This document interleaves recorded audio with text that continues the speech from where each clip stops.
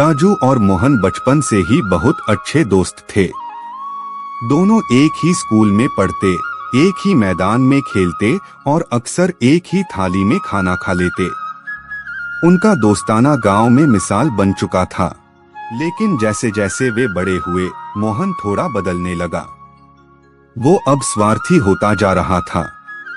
किसी की मदद करने से पहले अपने फायदे नुकसान की गिनती करता, जबकि राजू अब भी वैसा ही था, दिल से नेक, मदद के लिए हमेशा तैयार।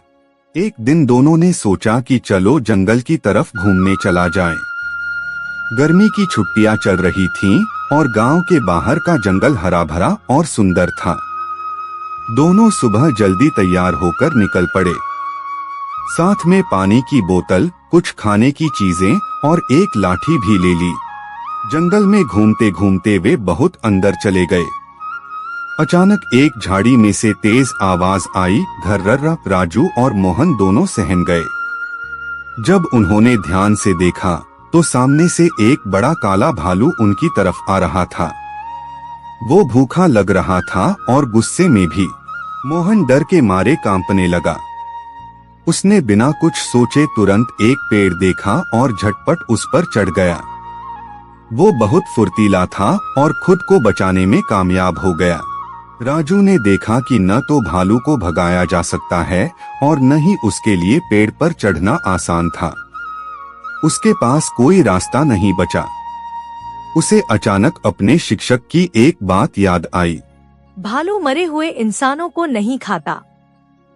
उसने तुरंत जमीन पर लेटकर अपनी सांस रोक ली और आंखें बंद कर ली।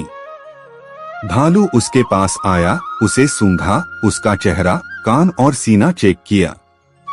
जब उसे कोई हरकत नहीं दिखी तो वो यह सोचकर चला गया कि शायद ये इंसान मर चुका है। भालू के जाते ही मोहन नीचे उतर आया।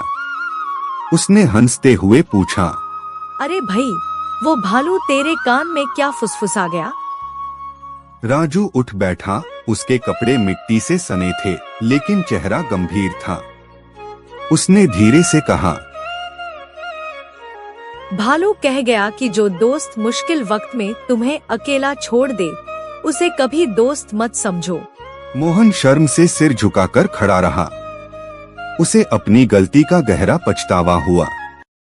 वह समझ गया कि उसकी डरपोक और स्वार्थी हरकत ने उसकी दोस्ती को चोट पहुंचाई है।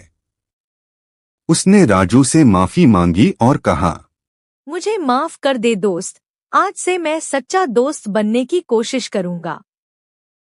राजू ने हल्की मुस्कान दी और कहा, दोस्ती में माफी नहीं, समझदारी चाहिए। चलो अब लौट चलें।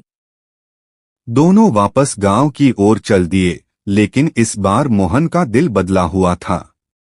उस दिन के बाद से वो हमेशा राजू के साथ खड़ा रहता और दूसरों की मदद करने में कभी पीछे नहीं हटता। तो बच्चों, इस कहानी से हमें यह शिक्षा मिलती है कि सच्ची दोस्ती का मतलब सिर्फ साथ हंसना नहीं होता, बल्कि मुश्किल वक्त में एक दूसरे के लिए खड़ा होना होता है।